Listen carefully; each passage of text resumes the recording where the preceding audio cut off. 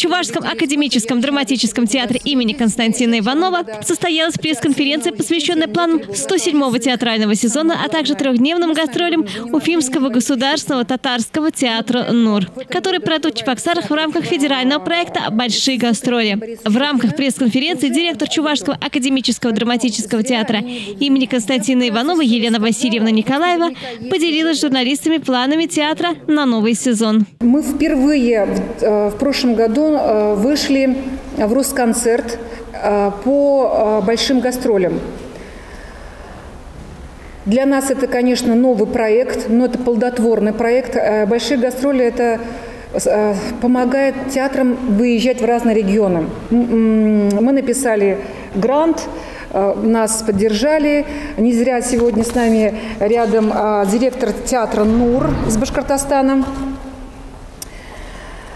26 по 28 сентября у нас в театрах в рамках Всероссийского гастрольного концертного плана Минкультура России «Большие гастроли» состоятся гастроли Уфимского государственного татарского театра «Нур». С 26 по 28 сентября зрители смогут увидеть 3 постановки театра из Башкортостана. Мелодраму «Галия Бану» по пьесе классика татарской драматургии Мирхайдара Файзи, музыкальную комедию «Там, где сбываются мечты» по пьесе Ильгиза Зайнеева и драму «Фатима» Зифы Кадыровой по мотивам повести «А я все жду». Дружба, гастроли, дружба с соседскими. Вот рядом сидит Ферзат, директор театра. Он, наверное, ему, наверное, будет предоставлено слово, но все-таки я хотел бы его еще раз приветствовать. Только что мы час на национальном радио друг друга приветствовали и в конце чуть не облились уже, как бы подружились. И я думаю, что и театры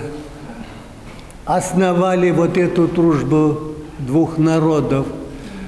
Намного моложе театр «Нур». Гастроли театра «Нур» станут настоящим праздником для ценителей театрального искусства и всех чебоксарцев. На самом деле, да, в апреле месяце этого года мы с удовольствием приняли у себя на нашей сцене коллектив знаменитого академического театра драмы имени Константина Иванова.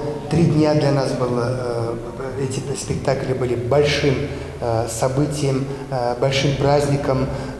Я думаю, что все чувашское население Республики Башкортостан были у нас в эти 3 дня. Вот прямо я выходил вечерами, когда начиналось после 6 часов, прям потоком шли, как река идет. Чуваши идут, они в национальных костюмах, поют свои песни, танцуют, присоединяемся и мы, и татары, и башкиры присоединяются.